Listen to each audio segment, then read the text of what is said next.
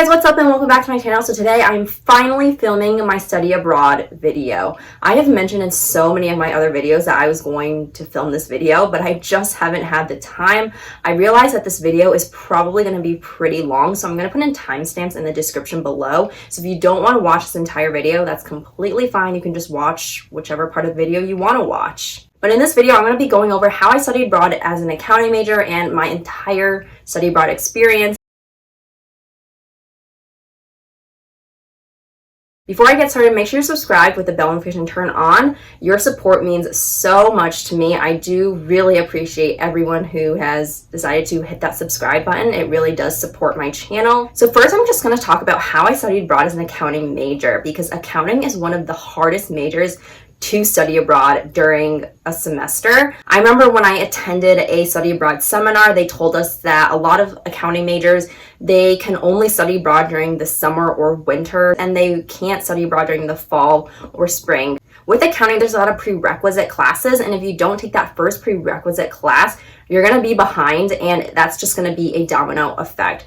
And also because if you're deciding to go for your CPA, the AICPA and NASBA sometimes won't even accept foreign credits, which means if you take classes outside of the US, that won't count towards your education requirements. And so studying abroad makes it hard for that, because when you're studying abroad, you're taking classes in a different country, and if those classes don't transfer over to your CPA education requirements, that's kind of a waste. And I was able to study abroad during the fall semester, and I was able to meet the CPA education requirements, and I was able to graduate on time, and I didn't have to take any extra classes during the summer or winter. So how I did it was I came into college with a lot of credits from high school. I think I came in with 18 credits before my first semester freshman year, and I did that through AP classes and also through a program where you were able to get college credit from classes that you took in high school. And so I was an entire semester ahead before I even started college. So technically I could have graduated college a semester early, but I didn't want to do that. I really wanted to soak in the college experience. So that semester that I could have graduated early, I used that semester to study abroad. And I was still able to do the prerequisites and graduate on time with my graduating class. And the reason why the credits that I got when I was studying abroad counted towards the education requirements for the CPA is because I was still enrolled at my university in the US, but they just had a program that was abroad in London. And so that was what I did. So I did not take classes through a foreign university, which if I was taking classes through a university in a different country, those credits that I would have received may or may not have counted towards my CPA education requirements. So the best advice that I have for you if you are planning to study abroad as an accounting major is to plan ahead. As soon as you can, if you know you want to study abroad, start planning and start figure everything out when you're a freshman, because if you don't, you might not be able to study abroad. And I realize that I'm giving you advice that I didn't follow because I did not plan ahead for my study abroad. I did not decide I was going to apply to study abroad until the semester before I left for London. I think I was just very lucky that everything just played out where I had a lot of credits coming into college and everything just kind of worked out, but that might not be the case for everyone. So I really, really recommend that if you know you want to study abroad, start thinking about it as soon as you can and start working study abroad into your plan of study. I would say if you're an accounting major and you know you want to go for your CPA, try to do a program similar to what I did where you're still enrolled in your university in the US. I don't really recommend you take classes through a foreign university because those classes and credits that you get while you're abroad may or may not count towards the education requirements for the CPA. they'll probably count for your education requirements to graduate. So I studied abroad during the fall 2017 semester. It was my first semester of my junior year, and the first time that I ever thought about studying abroad was my second semester freshman year. I was talking to my roommate, and she was telling me how she was interested in studying abroad, and I said, oh, I really want to study abroad too, but I don't really know how it works. I'm kind of nervous. And towards the end of my first semester sophomore year was when I kind of started thinking about studying abroad again. And I didn't seriously consider studying abroad until the second semester of my sophomore year, which was the semester before I even studied abroad. And I was trying to decide where I wanted to study abroad. I felt like I would probably most likely study abroad in Europe. So I was looking at programs in Italy, I was looking at programs in France, and I was also looking at programs in the UK. Those three countries were the three main countries that I was thinking about studying abroad in. And I decided to study abroad in London because London was the only city that offered a business program. And me being a business major, I realized that that would be something good that I could do, because not only do you get to take classes there, but you also get to do an internship there, which was amazing because it looks great on your resume, and also because you get to experience taking classes and a little bit of the British work environment, because the British and European work environment is different than what it is here in the US. So that was kind of a seal deal for me. I knew I wanted to do the business program in London. So the next step was applying for the program. And for the business program, you had to have a cumulative GPA of a 3.0 or above. And that was fine. I had above a 3.0. And you also had to write 3 or 4 one-page papers. One of them was about why you want to study abroad. I don't really remember what the other topics were, but there were like 3 or 4 essays you had to write. And then you also had to get 2 letters of recommendation, and then you also had to electronically sign some forms. So after I finished my application, I sent it in, and I just had to wait. And I think it was about 2 weeks later, I got an email saying that I was accepted into the program. And I was so happy because I knew that I was going to be going to London the next semester. So I accepted my offer to attend the study abroad program. So the next step was to get my UK visa, and the visa that I got was a tier 4 visa. It's not a typical visa where you get as a tourist and you could just visit the country. The tier 4 visa allows you to work and study in the UK for, I think it was 120 days from the day of your visa issuance. And my university did require everyone in the program to get that visa because obviously we were going to be studying and interning in the UK for a semester. The visa process wasn't that bad. We did have a training where they taught us what information to fill in on the online application. So after I went to that training, I filled out my online application. I printed out my online application. I got a passport photo and my passport, and I put it all into an envelope. And the study abroad office also gave us a letter. I don't exactly remember what it was for, but it was telling the UK consulate why we needed a tier 4 visa. And so I put my passport photo, my online application that I printed out, and the letter that the study abroad office gave me into an envelope, and I mailed it to the UK consulate.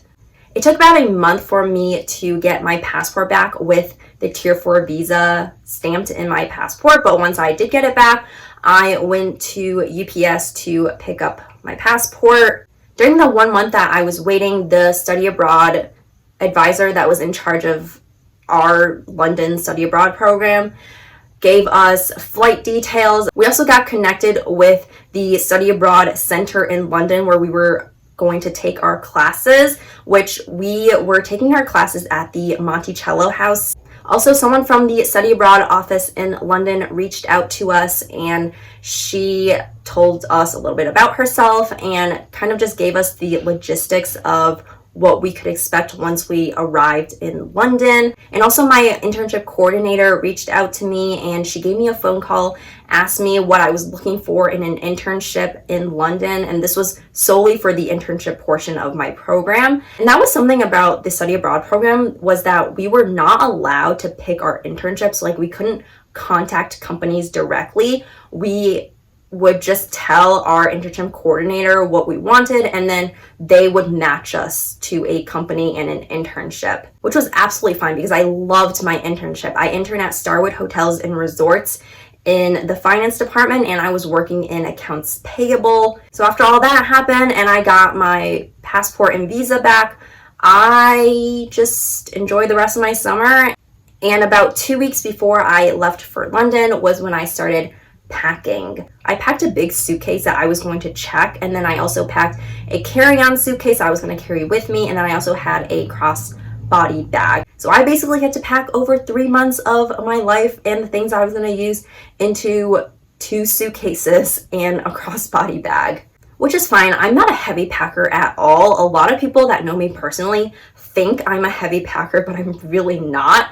There's this one girl that I studied abroad with. She brought her curling iron, her flat iron, and her hair dryer. And she couldn't even use them when we arrived there because I think the voltage or whatever is different there. I had to pack normal clothes I would wear to classes or on the weekends or if I was traveling somewhere. And I also had to pack business clothes because I had an internship there. And one of the girls that I studied abroad with did not pack any business clothes. She bought all of her business attire in London at a Primark, which Primark is amazing because they sell all types of clothing there, whether it's girls, boys, women, men, kids. They also sell some home decor things there. And all of the stuff is like super cheap. It's kind of like a Forever 21, but I feel like Primark quality is better than Forever 21. Oh, I also forgot to mention that I also had to buy the power outlet converters because the power outlets in different countries are different. So I had to buy a US to UK power outlet converter so I could charge my phone, so I could charge my laptop. I also had to apply for a credit card before I left that didn't have foreign transaction fees because I obviously was not going to be spending money in US dollars. And if you have a credit card that charges foreign transaction fees, they will charge you a certain percentage every time you buy something that isn't in US dollars. I also had to write my resume using UK standards because the way that the UK writes their resumes and their format is a little bit different than how it is here in the US. I left for the UK on September 9th of 2017. And I remember while I was waiting at the airport for the flight, I was like, oh my gosh, I'm really going to Europe now. It was a dream that I had for really long. And actually the plane that was at the same gate before my plane was to Dubai, and I've also really wanted to go to Dubai, so still waiting for that day to come. We took Virgin Atlantic, and it is a UK airline, and they are fancy on that plane because they use actual silverware utensils. I feel like on a lot of American airlines, they just give plastic utensils, but the British people are fancy. And I remember on the flight, one of the flight attendants asked me, can I get you some tea or water? And I remember just thinking, I love your accent. We did have a direct flight, so it was about 6 hours until we arrived in London Heathrow Airport. When we arrived, all the people who were studying abroad with me, we got together and we got to know each other a little bit. And then we were waiting for the bus to take us to our flat or apartment. I'm not exactly sure why they call it a flat over there, but it's the same thing as an apartment. When we got to our flat, which we were living on Edgware Road at the Landward, which that location was amazing because it was literally in the center of London, like really close to Oxford Street. But when we got there, I really got to talk to some of the other people that I was studying abroad with.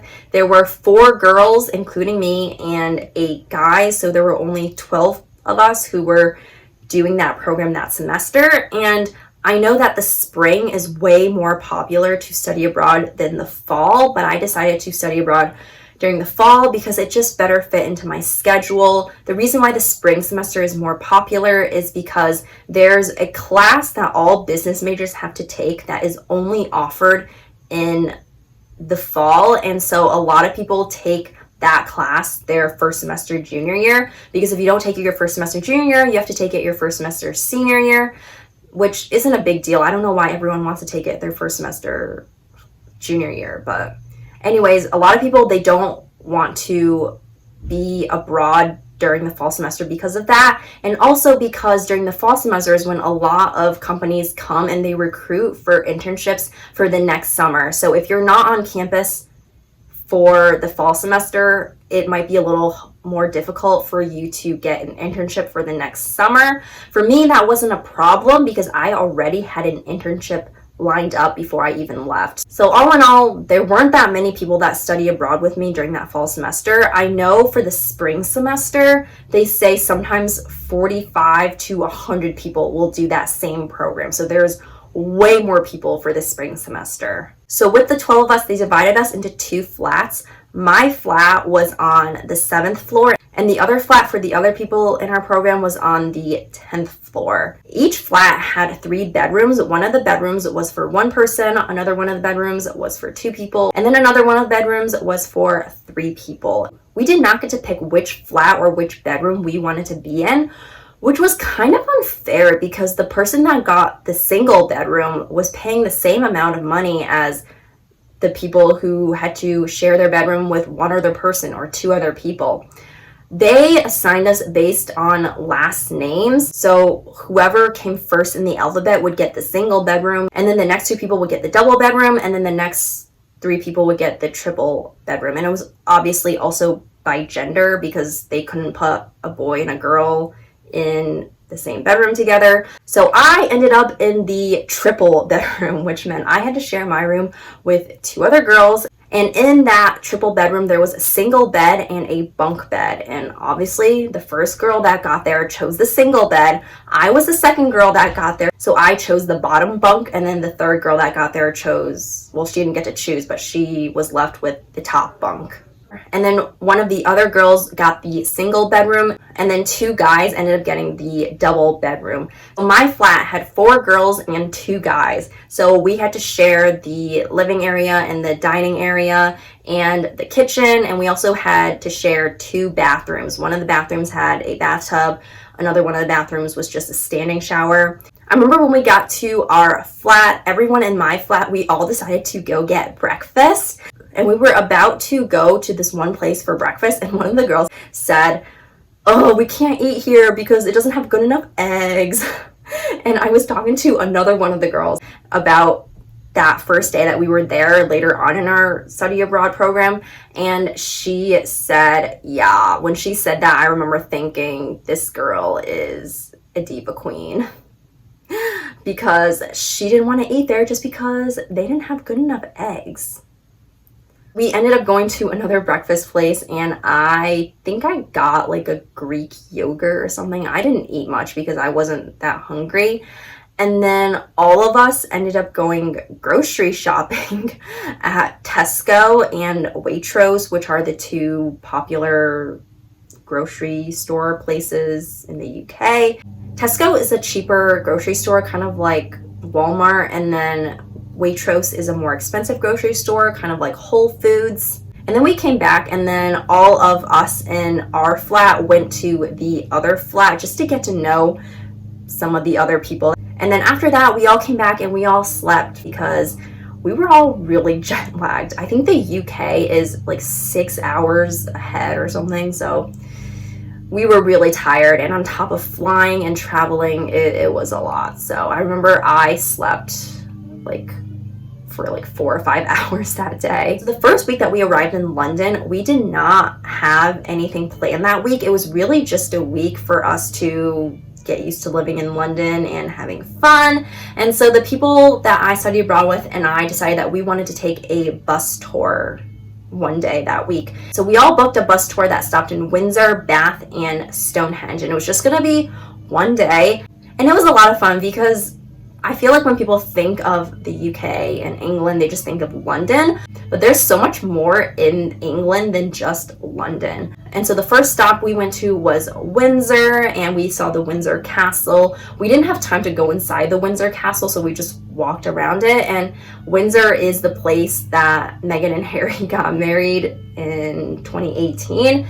And then we also went to Bath. I don't really remember what we saw there, but I just remember the buildings being so architectural and just I don't know, they looked really pretty. And finally we went to Stonehenge and we got a group photo at Stonehenge. And if you ever have been to Stonehenge, Stonehenge is so much smaller than what you imagine. I don't know what it is about pictures or something that I guess that just magnifies the rocks, but if you see it in person, it is smaller than what you think it is. And then that weekend, some of us went to Edinburgh, Scotland. So the study abroad program that I did included a weekend trip and a day trip, and you got 2 choices for each. So the weekend trip, you could either choose Edinburgh or I think Amsterdam, and then the day trip, you could choose Harry Potter studio tours, or I think it was Christmas markets in Belgium. And so I chose to go to Edinburgh, Scotland, and the Harry Potter studio tour. And the fee for those were included in your study abroad fee when you paid for it. So that weekend, the people that chose to go to Edinburgh, we all took a train from London to Edinburgh. I think it was a 6-hour train ride or something, because there were stops in between. And then finally, when we got to Edinburgh, we walked around. I loved Edinburgh, Scotland so much. There's just so much culture and history there, and the buildings were really cool. And we also went on a hike. I remember during the day, we all just walked around, and Edinburgh was really nice. And we also stayed at a Scottish hotel for the weekend, which was so cool. Like, it was just a big room, and then I think there were 6 beds, and then each of us got 1 bed. Me and another one of the girls that I studied abroad with, we slept in the same room as some of the girls that were in the education program. So there were 2 programs in London that semester that were from my university. There was the business program, which was the one that I was in, and then there was the education program, which is the one that the other girls were in. And I remember I also got a scarf, and it's the plaid pattern that's really popular in Scotland. Like, if you think of Scotland, you think of plaid and bagpipes. Yeah, it's that plaid pattern. So after that, we took the train back to London, and that Monday was when we started our classes. So we all had to take international finance, business ethics, and an internship class, but that's part of the internship portion of the program, which I'll talk about later. And then you got to choose between human rights or communications for your elective. I chose communications. So how the classes worked in my program was Mondays and Tuesdays, we would take the 2 required classes, and we would be in class all day. So in the morning from, I think it was 9 to 12, we would have international finance. And then we got a 1-hour break for lunch. And then from 1 to 5, we had business ethics. But usually the business ethics teacher always let us out like an hour and a half early. So really we were only in class from like 1 to 3:30-ish. He was by far the best professor that semester. The international finance professor, he was okay. He just, I don't know, he just wasn't as, what's the word, like relatable as the business ethics professor was. And then Wednesday and Thursday, we would have our 1 elective class. So the people that chose human rights, they would have class from 9 to 12. And then the people who chose communication, which was me, we would have class from 1 to 5. But usually the communications professor also let us out early, but he usually only let us out like an hour early. And to be honest, he wasn't that great of a professor. And everyone who took that communications class agreed that he wasn't that great. And Fridays we would have that 1 internship class, and I don't remember if we had it every Friday during the first 6 weeks that we had classes. I think it was like most Fridays during that first 6 weeks. I don't really remember. But anyways, that was our class schedule, and we would do that for 6 weeks. And then after those 6 weeks, we had a 1 week break or 1 week off where we could just do whatever we want. So during the 1 week break that I had between my classes and my internship, I traveled all over London. Like, I went to so many museums. I went to the V&A Museum. I went to the Art and History Museum. I went to Tate Modern. I also went to the Shard. I also went to the London Eye. I went to all of the touristy areas in London. I also did a lot of shopping during that time because we did live really close to Oxford Street, and Oxford Street is a big shopping street. I loved the store New Look, like their clothes and their shoes especially. So adorable. I think I bought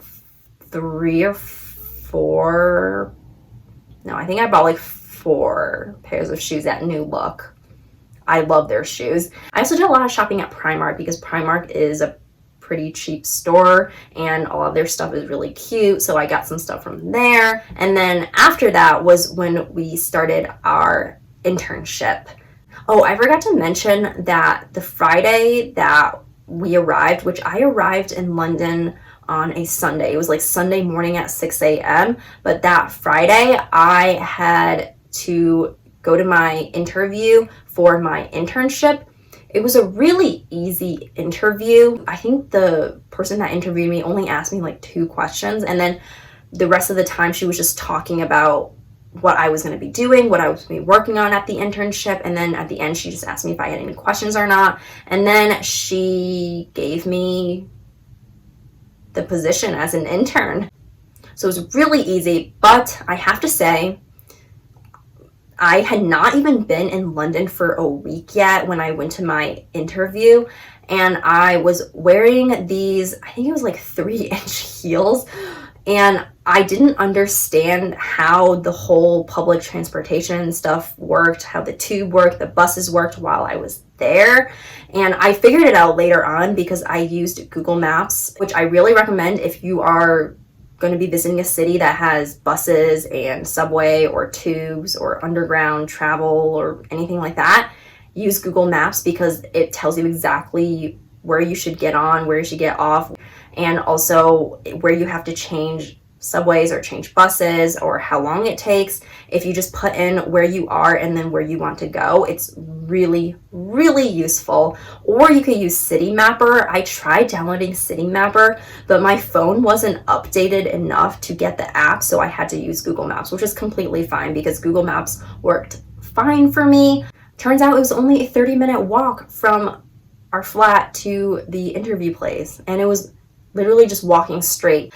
The lady who interviewed me was super sweet because she knew that I had just arrived there and that I was still trying to figure out the city. But yeah, that was really, really stressful and my feet really hurt. I remember I had to stop and ask so many people for directions, but that's only because I didn't get Google Maps or City Mapper. So if you're going to be going to a different city, use Google Maps or City Mapper. It will save your life. I went to the office the first day of my internship, and like I said, I was interning at Starwood Hotels and Resorts in the finance department, and I was working in accounts payable. If you don't know what Starwood Hotels and Resorts are, it's a super luxurious hotel chain. In the office in London, they work with 5 of Starwood's hotels, and my first day of the internship, I actually walked into one of the hotels, and then a lady from the finance office area had to come and get me, and she's like, okay, you're supposed to come here. And she also gave me a card where I could just swipe and get into the building. At my internship, I did have to wear business attire because it is working. And so basically my job working in accounts payable was I had to post food and beverage invoices, reconcile the numbers, make sure they all match to what the revenue recording person posted. I also had to prepare the invoices for payment, and I also had to make sure that what was posted on the revenue recording system was accurate to what was on the invoice. And my internship was for 6 weeks. Our internships were only 4 days a week. We only worked Monday to Thursday, and then we got Fridays off. And then I think there were 2 weeks where we had our internship class on a Wednesday, like after our internship. We had to go to our internship class, and we wouldn't get out of class until like 9. I also want to say that we did not get paid at our internships because of visa restrictions. We did get class credit for it, but we were not allowed to get paid for it. And so we were working for free. I remember a lot of people, they were really upset that we weren't getting paid for our internships.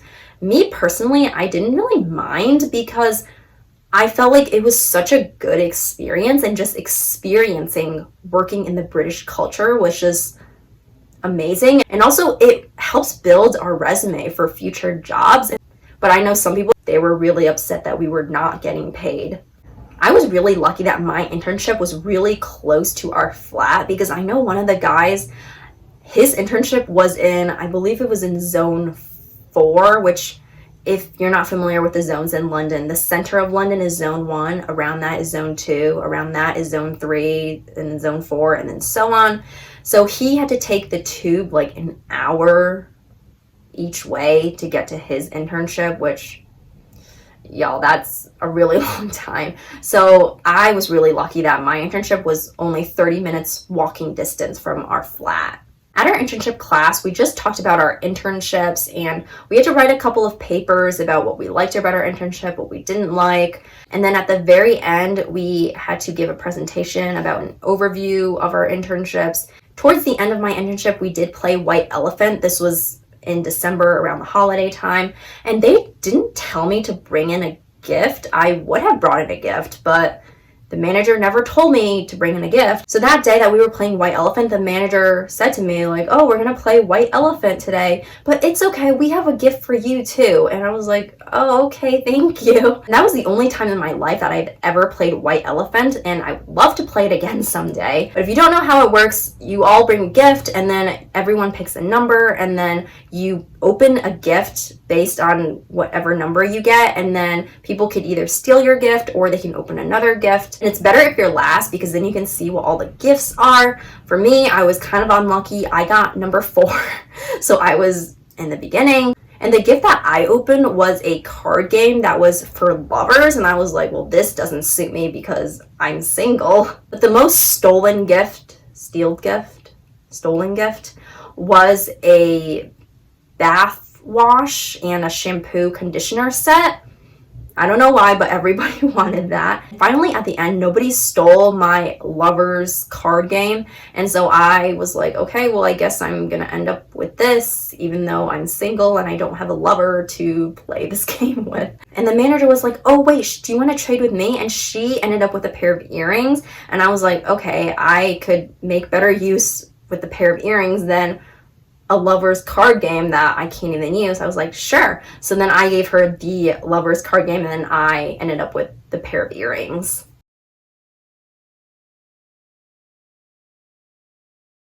And because I did intern in London, I can really compare the British and European work culture to the American work culture, and it is kind of different, I would say. The European work culture is so much more relaxed and chill than here in the US. In Europe, they really value work-life balance. So people in Europe get way more vacation time than here in the US, and they almost never work overtime. Like, they just work 9 to 5 and that's it. They don't have to work overtime.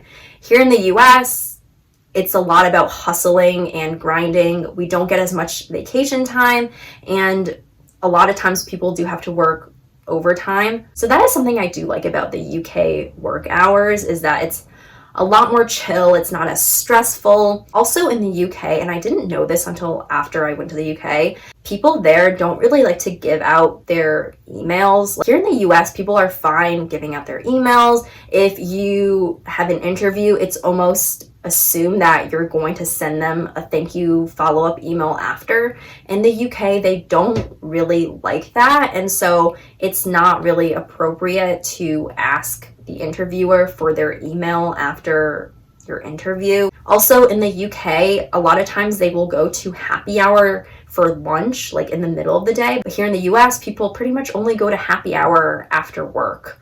I did not get to experience going to happy hour while I was interning abroad, which is fine because I don't drink, but they did tell us that, just to keep that in mind, that it's not weird for people to go to happy hour during the middle of the day for lunch. Something else about British culture that's different than American culture, and this doesn't have anything to do with working or business or anything. Here in the US, people usually take one big shopping trip to the grocery store every week for groceries, and they get a bunch of stuff all at once.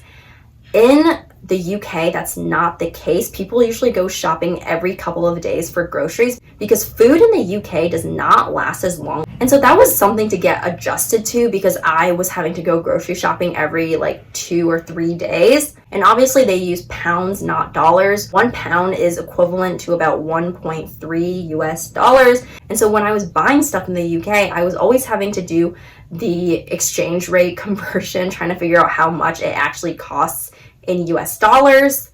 Things in London I felt like were more expensive than things here in the US.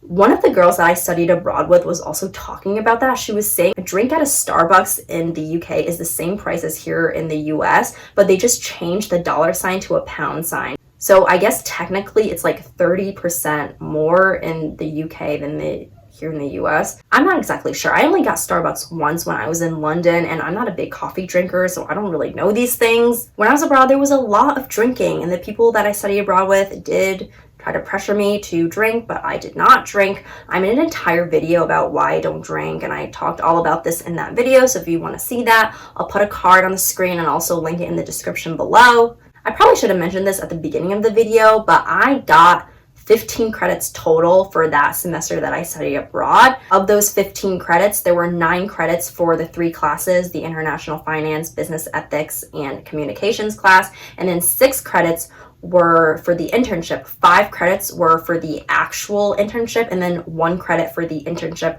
class. We did not get a grade for the internship. It was either satisfactory or unsatisfactory.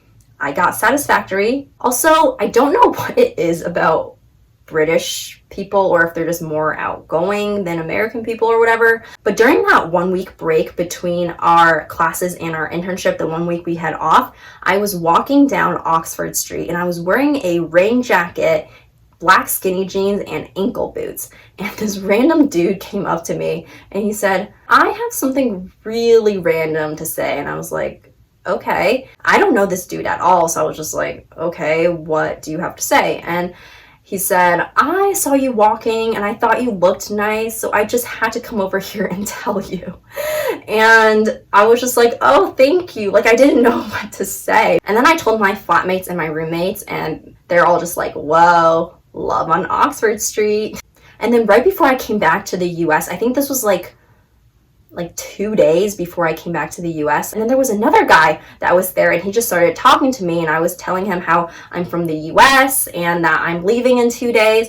And he's like, "I have to buy you a drink to celebrate because you're leaving." And I'm just like, well, I don't really drink. And he's like, "Oh, you don't drink? Oh, that's too bad." And then that same night I met a different guy and I told him, "I don't drink. I just came here for fun and I came here by myself." And he's like, "Wow, I really respect girls that come to clubs by themselves that don't drink, because you don't really see that often," which I guess you really don't. So like I mentioned before, we did have one day trip that was covered in our program, and so I chose to go to the Harry Potter studio tours. That was in which part of England was that? I think it was in Oxford, England. I think it was in Oxford, but it included our entrance ticket. But there were only, I think, 5 people that chose the Harry Potter studio tours, and the other people chose the Christmas market. So at the Harry Potter studio tours, we just walked around. There was a bunch of scenes from Harry Potter.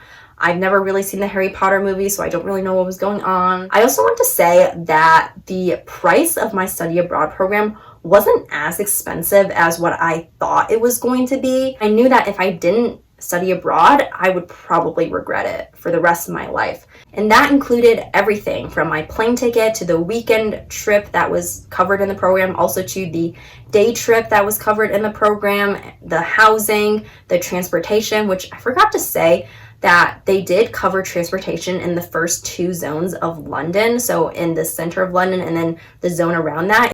If you wanted to go outside of the second zone, you did have to pay extra. The transportation pass did cover unlimited rides in the tube, which It's technically the subway, but they call it a tube in London. So unlimited rides on the tube and unlimited rides for the buses, like the double-decker buses in London, in the first 2 zones for the entire time that we were abroad. So for me, I thought studying abroad was really worth it, but I know money is a big concern a lot of people have if they decide to study abroad. So I guess if you want to study abroad, start saving up, because when you're there, you're going to want to travel, you're going to want to buy stuff, and that cost adds up. So make sure you start saving as soon as you can. The day before I left London, I did get fish and chips. I did not eat fish and chips at all for that entire semester up to that point. But because fish and chips is the national food in the UK, I figured I have to try fish and chips here, which chips are actually fries. I don't know why they call it chips there, but chips are fries here, and then fries are chips here. So it's like the opposite. A couple days before our flight, I had to pack all of my things into my suitcase. We flew back to the US on December 17th of 2017. There was a bus that brought us to the London Heathrow Airport from our flat, and we took Delta Airlines back to the US. And my dad came to pick me up, and I told him all about my trip. And then I got home and I told my mom and my brother and my sister all about my time there. I got my sister a t-shirt that says London on it. I got my brother a keychain.